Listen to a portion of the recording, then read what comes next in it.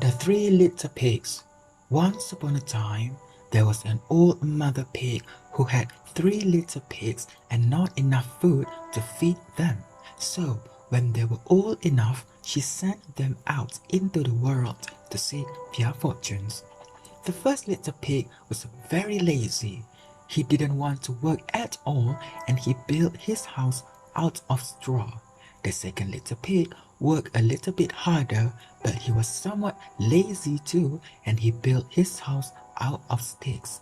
Then they sang and danced and played together the rest of the day. The third little pig worked hard all day and built his house with bricks. It was a steady house complete with a fine fireplace and chimney. It looked like it could withstand the strongest winds. The next day, a wolf happened to pass by the lane where the three little pigs lived, and he saw the straw house and he smelled the pig inside. He thought the pig will make a mighty fine meal, and his mouth began to water. So he knocked on the door and said, little pig, let me in, let me in. But the little pig saw the wolf's big paws through the keyhole, so he answered back, no, no, not by the house on my chinny chin chin. Then the wolf showed his teeth and said, then I puff and I puff and I blow your house down. So he huffed and he puffed and he blew the house down. The wolf opened his jaws very wide and beat down as hard as he could. But the first little pig escaped and ran away to hide with the second little pig.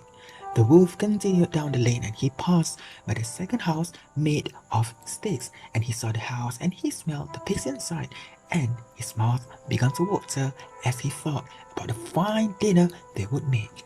So he knocked on the door and said, little pigs, let me in, let me in. But the little pig saw the wolf's pointy ears through the keyhole, so they answered back, no, not by the hairs on our chinny chin chin.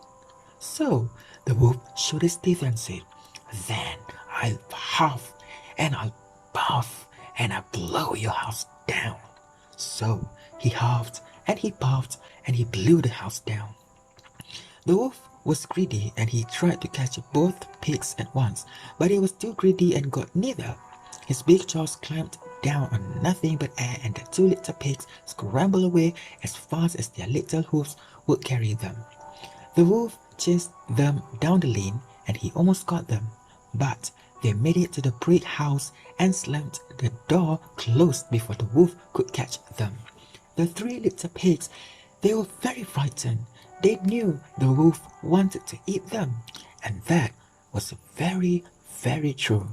The wolf hadn't eaten all day, and he had worked up a large appetite chasing the pigs around, and now he could smell all three of them inside, and he knew that the three little pigs would make a lovely feast. So the wolf knocked on the door and said, little pigs, let me in, let me in.